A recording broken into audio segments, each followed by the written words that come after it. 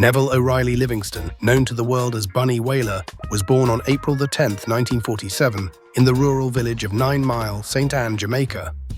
The youngest of 7 children, Neville grew up in a family where music, faith, and community were deeply intertwined. His father, Thaddeus Livingston, was a devout Christian, while his mother, Gertrude, was known for her nurturing spirit and melodic voice. Music was always present in the household, from church hymns to folk songs passed down through generations. From an early age, Neville displayed a natural affinity for rhythm and harmony. He would often mimic songs he heard on the radio or in the church choir, blending them with his own improvisations. Though shy and reserved, his talent could not be ignored. The young boy spent countless hours exploring Kingston's neighborhoods, listening to sound systems, and learning the techniques that would later define his career. Bunny's childhood was deeply influenced by spirituality. Rastafari, emerging as a cultural and religious movement in Jamaica, left a strong impression on him. Though initially exposed to Christianity, Neville's spiritual curiosity led him to embrace Rastafarian principles as a young teenager. This would profoundly shape not only his worldview but his music and public persona. Family also played a pivotal role in shaping Neville's character. His older siblings encouraged his musical ambitions, sometimes accompanying him as he sang or practiced percussion. These familial connections instilled in him values of loyalty, resilience, and humility, traits that would carry him through a lifetime in music. Though the rural surroundings of 9 Mile were humble, they offered a fertile ground for imagination and cultural awareness. Nature, community gatherings, and local storytelling were integral to his upbringing. Neville often recalled listening to elders recount folk tales, moral lessons, and historical events, experiences that would later inform the storytelling in his songs. In short, Neville Livingston's early life was a rich tapestry of music, faith, and culture. It was a foundation rooted in authenticity and spirituality, one that would eventually allow Bunny Wailer to emerge not only as a musician, but as a cultural icon. As Neville transitioned into his teenage years, Kingston became the backdrop for his musical awakening. The streets buzzed with ska, rocksteady, and early reggae as sound systems competed for the attention of a vibrant, youth-driven audience. These rhythms captivated him, inspiring the young musician to blend his church training with the new Jamaican sound. During this period, Neville met Bob Marley and Peter Tosh. The three bonded over a shared love of music and vision for social change. Influenced by American soul, gospel, and Caribbean folk, they began experimenting with harmonies, rhythms, and songwriting. Bunny's unique voice, smooth, soulful yet grounded, complemented the raw charisma of Bob and the fiery edge of Peter. Rastafarian philosophy became increasingly central to Bunny's identity. Themes of spirituality, resistance, and African consciousness began to emerge in his writing. While his peers often chased fleeting trends, Bunny's focus on substance over style distinguished him from the outset. His early songs reflected personal experiences, cultural pride, and an unwavering moral compass. During these formative years, Neville's talent was recognized by local producers. Studio sessions, community performances, and informal recordings allowed him to refine his craft. But more importantly, it was in these moments that Bunny Wailer's philosophy began to crystallize. Music is a tool not just for entertainment, but for education, liberation, and spiritual reflection. In the early 1960s, Jamaica stood at the crossroads of cultural rebirth. The island was on the brink of independence from Britain, and with that change came a surge of new identity, pride, and creativity. In Kingston's streets, the sound of ska dominated the air, fast, horn-driven rhythms that reflected both joy and resistance. For Neville Livingston, Bob Marley, and Peter Tosh, this was more than just background music, it was the pulse of their generation. Neville and Bob had already formed a deep brotherly bond during their childhood in 9 Mile, St. Anne. That bond followed them into Kingston, where survival often depended on solidarity. Along with another rising musician, Winston Hubert McIntosh, better known as Peter Tosh, they began experimenting with harmonies, writing songs, and dreaming of a future in music. It was 1963 when destiny crystallized. Neville Livingston, Bob Marley, and Peter Tosh, joined by Junior Braithwaite and backing singers Beverly Kelso and Cherry Smith, came together to form what would be called the Wailing Wailers. The name itself carried deep meaning. They were the voices of the downtrodden, the wailing of the poor crying out against oppression and hardship. Their very first recording, Simmer Down, was produced by the legendary Clement Coxsone Dodd at Studio One, the Motown of Jamaica. Released in late 1963, the track became an instant hit, especially among Kingston's restless youth. With its ska rhythm and socially conscious lyrics urging the young men in the ghetto to calm their violence, Simmer Down announced the arrival of a new kind of group, one that spoke directly to the struggles of ordinary Jamaicans. For Neville, soon to be known as Bunny Wailer, this was the beginning of his transformation from a quiet Kingston youth into a cultural voice. His role in the group was often subtle but essential. While Bob often stood front and center and Peter brought his bold charisma, Bunny was the grounding presence. He contributed harmony vocals, percussion, and songwriting that gave the Wailers their distinctive richness. His shyness in the spotlight was balanced by his strong sense of purpose and spirituality. Life in the Wailers wasn't glamorous. In those early years, the members struggled financially. Studio One provided opportunities but paid little. Many times they walked barefoot to rehearsals, skipped meals, and hustled through the streets to scrape together survival. But their faith in music never wavered.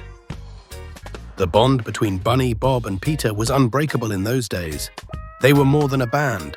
They were brothers, united not just by blood or friendship, but by a mission to use music as a weapon for justice. Each brought something unique. Bob Marley had the gift of songwriting and charisma that could reach the masses. Peter Tosh had a rebellious fire and militant voice that demanded respect. Bunny Wailer had the spiritual grounding, the subtle harmonies, and a vision rooted deeply in Rastafarian truth. Together, they created a sound that was greater than the sum of its parts. As the 1960s unfolded, the Wailers moved beyond ska into rocksteady and eventually into the birth of reggae itself. The tempo slowed, the bass line became heavier, and the lyrics grew even more socially conscious. It was a reflection of the times. Jamaica was now independent, but poverty and inequality persisted. The Wailers became the voices of the poor, the downtrodden, the dreamers of freedom. Behind the scenes, Bunny Wailer was sharpening his songwriting skills. He wrote tracks that reflected his deep spirituality and Rastafarian beliefs. Even though he was often less visible than Bob and Peter, his contributions carried weight. His presence kept the group rooted, reminding them that their mission was bigger than fame or fortune. By the late 1960s and early 1970s, a seismic shift was happening in Jamaican music. Ska had slowed into rocksteady, and rocksteady was evolving into a deeper, more spiritual sound. This sound, pulsing with heavy bass lines, hypnotic drum patterns, and lyrics infused with social and political consciousness, would soon be known worldwide as reggae. The Wailers, with Bunny Wailer as one of their core voices, were at the center of this transformation. Their partnership with the eccentric and visionary producer Lee "Scratch" Perry took their sound to new heights. Perry's innovative production techniques, layering heavy bass, reverb, and echo, created a raw, hypnotic energy that perfectly matched the Wailers' messages of freedom and resistance. From this collaboration came timeless tracks such as Small Axe, Duppy Conqueror, and Soul Rebel. Each song carried a message of hope, of rebellion, of Rastafarian truth. Small Axe especially became symbolic. If you are the big tree, we are the small axe, ready to cut you down. It was a declaration of resistance against the Babylon system of oppression, colonialism, and inequality. For Bunny Wailer, this period was both thrilling and deeply spiritual. His lyrics and harmonies were rooted in Rastafari, giving the group's songs a meditative depth. While Bob often carried the anthems to the public, Bunny infused the music with a sense of prophecy, always reminding listeners that this wasn't just entertainment. It was liberation. International attention began to grow. In 1972, the Wailers caught the ear of Chris Blackwell, founder of Island Records. Blackwell saw the potential to bring reggae to global audiences. He signed the Wailers and financed the recording of their landmark album, Catch a Fire. This was the album that introduced reggae to the mainstream outside of Jamaica. Released with a bold rock-influenced production style and marketed like a rock album, Catch a Fire put the Wailers on the global map. Bunny's harmonies, along with Peter and Bob's vocals, blended into something unique, a sound the world had never heard before. International tours followed. Suddenly, these young men from Kingston were performing in London, New York, and beyond. For Bob Marley, the spotlight was natural, and for Peter Tosh, it was a platform to speak his militant truth. For Bunny, however, international touring brought conflict. He was deeply tied to his Rastafarian principles, which rejected aspects of Western culture, particularly the constant travel, the pressure to perform under Babylon's gaze, and the compromises of the music business. Still, in those early moments of international recognition, Bunny Wailer's contributions were vital. His harmonies gave the music richness, his songwriting provided balance, and his spiritual grounding reminded the group of their roots. Songs like Concrete Jungle, 400 Years, and Stir It Up carried not only Marley's charisma and Tosh's militancy, but also Bunny's quiet but unshakable faith.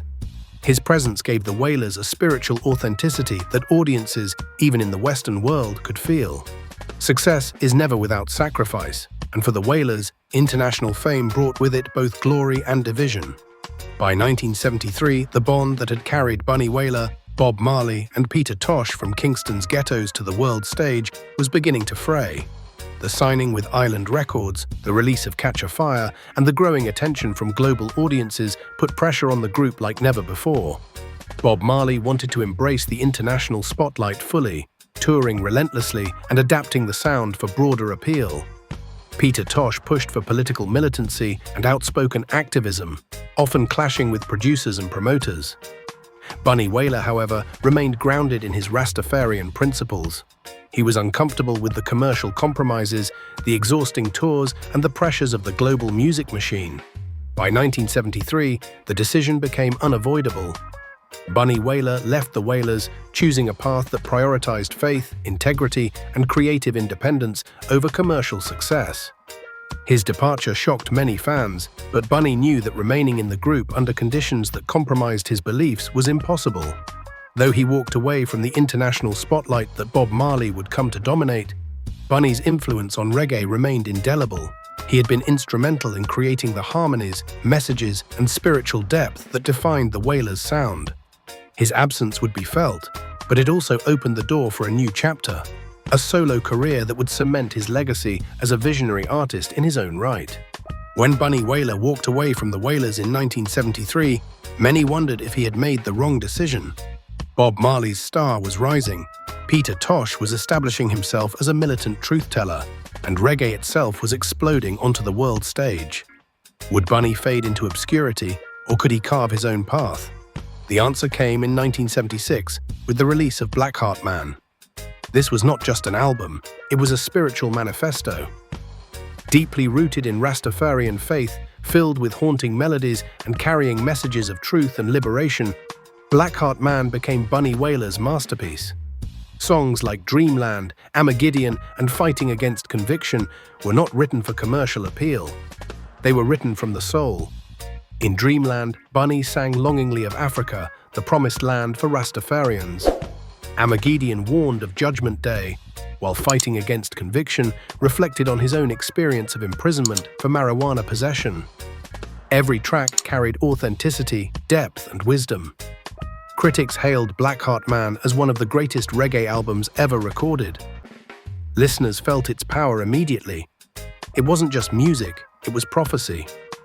The album firmly established Bunny Wailer as more than just a former member of the Wailers, he was a visionary in his own right. After Blackheart Man, Bunny continued to release albums that resonated with both roots reggae lovers and Rastafarians around the world. Protest, 1977, sharpened his voice against injustice and oppression. Struggle, 1978, spoke to the hardships of the poor, echoing the cries of Kingston's ghettos. But Bunny was not content to remain in the shadows of heavy messages alone. In 1981, he surprised fans with Rock and Groove, an album that embraced the rising dancehall trend while staying true to his Rastafarian spirit. It showed his versatility and ability to adapt without compromising his values. Through the 1980s and 1990s, Bunny Wailer continued to release albums that balanced spiritual teaching with musical innovation. Rootsman Skanking, Liberation and Rule Dance Hall solidified his position as one of reggae's most consistent voices. He was not chasing global fame like Bob, nor was he challenging the system with fiery militancy like Peter. Bunny walked his own path, steady, spiritual, and uncompromising. What made Bunny's solo career remarkable was not just the music, but the way he lived his message. Every album was infused with Rastafari. Every lyric was carefully chosen to teach, uplift, and inspire. His songs weren't written for the charts. They were written for the people, the sufferers, the believers. Recognition came in due time. Bunny Wailer would go on to win 3 Grammy Awards for Best Reggae Album. Time Will Tell, a tribute to Bob Marley, 1991. Crucial Roots Classics, 1995, and Hall of Fame, a tribute to Bob Marley's 50th anniversary, 1997. These awards not only celebrated his artistry, but also honored his role in preserving reggae's spiritual roots. Unlike many artists who compromised for commercial gain, Bunny remained true to his principles.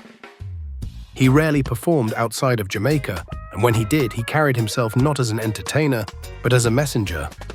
His concerts were not just shows, they were spiritual gatherings filled with chanting, drumming, and teachings. Through his solo career, Bunny Wailer showed the world that he did not need to be in Bob Marley's shadow to shine. He was his own man, his own prophet, his own legend. His music may not have reached the commercial heights of Bob Marley's, but in terms of spiritual impact and authenticity, Bunny Wailer stood unmatched. His breakthrough proved a simple but powerful truth. Walking away from fame can sometimes lead you closer to destiny. Bunny Wailer had chosen his path, and the world was beginning to understand why. When it came to live performances, Bunny Wailer was unlike any of his contemporaries. Bob Marley turned concerts into global spectacles. Peter Tosh electrified crowds with fire and militancy, but Bunny transformed his stage into a temple. For Bunny, music was never just entertainment, it was ministry. His performances were deeply spiritual, often starting with chants and nyabingi drumming, drawing the audience into a meditative state before launching into his songs. Fans recall how he would close his eyes, lift his hands, and almost seem to float on the rhythm, as though channeling divine energy. Unlike Bob, who embraced international touring to spread reggae globally, Bunny was extremely selective about where he performed. He preferred intimate venues, roots festivals, and events that aligned with his message. Some critics saw this as limiting his exposure, but Bunny saw it differently. He didn't want to dilute the power of his message just to sell tickets. When he did tour internationally, whether in Europe, Africa, or North America, his shows became unforgettable experiences. Audiences were not just watching a concert, they were witnessing a spiritual leader. He would open with songs like Blackheart Man or Dreamland, and the crowd would fall silent, absorbing every lyric like scripture. One of Bunny's most memorable performances came in 1986 at Reggae Sunsplash in Jamaica. His appearance was rare, his aura commanding. He delivered a set filled with conviction, reminding fans that even if he was not as visible as Bob or Peter, his fire still burned bright. He also performed in Ethiopia, the spiritual homeland of Rastafarians, fulfilling a dream not just for himself, but for the movement. Standing on African soil, singing about liberation and unity, Bunny Wailer became more than an artist. He became a living bridge between Jamaica and Africa. Bunny's stage presence was marked by simplicity and dignity. He didn't need elaborate light shows or gimmicks. Dressed often in flowing robes, adorned with Rastafarian colors of red, gold, and green, he embodied the essence of his faith. The power came from his voice, his lyrics, and the unwavering conviction with which he delivered them. And yet, for all his humility, Bunny Wailer commanded deep respect from his peers. Other reggae legends often spoke of his performances with admiration. Younger artists saw him as a spiritual elder. To share a stage with Bunny was to be reminded that reggae was not just about rhythm. It was about roots, about consciousness, about the connection between the people and the divine. His tours, though fewer, left lasting impressions wherever he went. In Japan, he captivated audiences who may not have understood every word, but felt every vibration of his music. In Europe, he inspired crowds at festivals, teaching them that reggae was more than a sound. It was a culture, a way of life. Bunny Wailer once said, "I don't sing for entertainment, I sing for the truth. If you want to dance, that's good, but if you want to listen, that's better." And that was the essence of his performances. They weren't about making people forget their struggles. They were about reminding people of their strength, their roots, and their destiny. For an artist who always claimed he did not chase fame, Bunny Wailer's wall of awards tells a powerful story. Though he lived simply and avoided the spotlight, the world could not ignore his contributions to reggae and culture. Perhaps the most prestigious recognition of his career came through the Grammy Awards. Bunny Wailer won the Grammy for Best Reggae Album 3 times, in 1991 for Time Will Tell, a tribute to Bob Marley in 1995 for Crucial, Roots Classics, and in 1997 for Hall of Fame, a tribute to Bob Marley's 50th anniversary. Beyond the Grammys, Bunny received countless honors throughout his life. In 2012, the Jamaican government awarded him the Order of Jamaica, and in 2017, he received the Order of Merit, acknowledging his lifelong contributions to music and culture. He was also recognized internationally. Universities invited him to lecture on Rastafari, African heritage, and reggae's role in social change.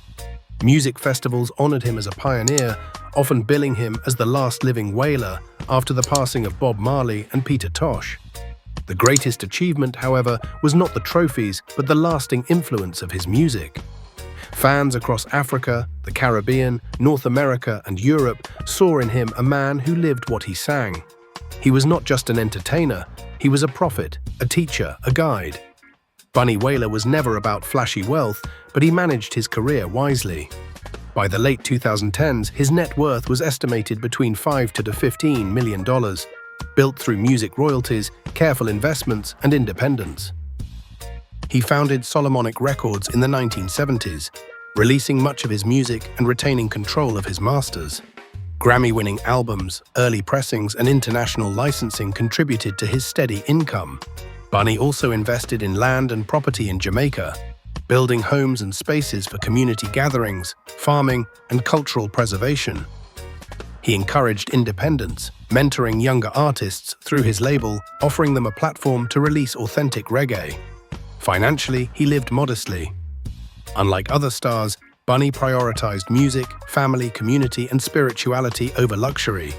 He faced disputes over royalties, but maintained integrity and control, leaving behind a legacy that ensured both artistic and financial security. True wealth for Bunny lay not in money but in music, faith, and influence, a combination that created an enduring legacy for future generations. Bunny Wailer's lifestyle reflected his Rastafarian beliefs, simple, disciplined, and deeply spiritual. He lived primarily in Kingston and St. Thomas Parish, Jamaica, in homes surrounded by gardens and nature, emphasizing connection to the land. He followed an Ittle diet, avoiding processed foods, alcohol, and tobacco, choosing instead fruits, vegetables, and natural herbs. Clothing and appearance, dreadlocks and robes in red, gold, and green, symbolized identity and devotion. Bunny's residences were cultural hubs. Musicians, young artists, and community members visited for mentorship and music sessions.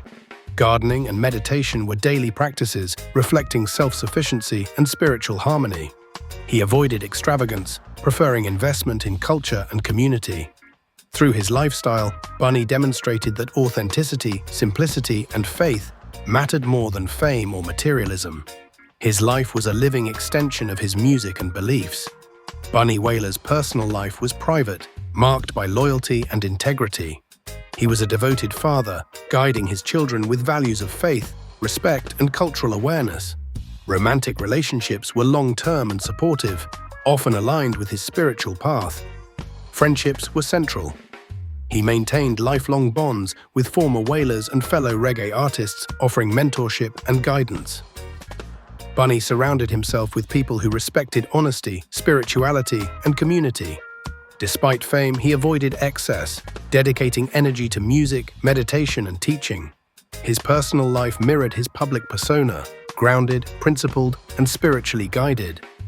Those who knew him personally describe a man whose character matched the profundity of his music, making him a legend both on stage and in life.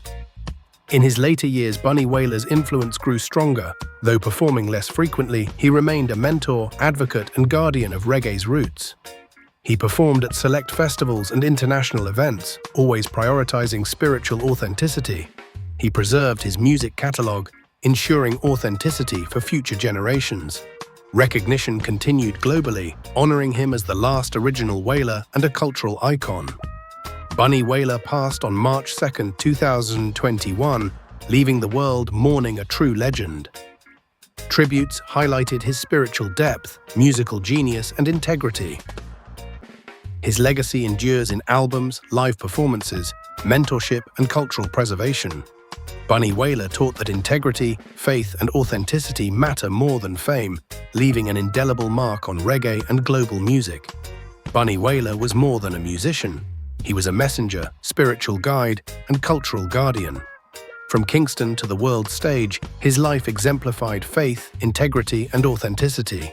He chose principle over profit, spirituality over spotlight, and authenticity over compromise. His music continues to teach resilience, social consciousness, and the importance of remaining true to oneself.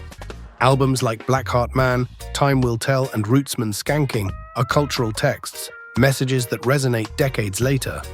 He lived simply, invested wisely, nurtured family and community, and remained spiritually disciplined.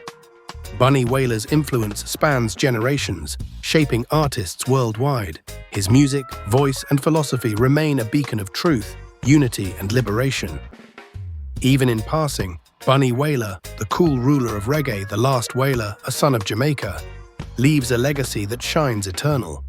His story reminds us that true greatness is measured not by fame, but by the courage to live authentically and the lives we touch along the way. The music continues, the message endures. The legend of Bunny Wailer resonates forever. Don't forget to like, comment, and subscribe for more full-length documentaries on music legends.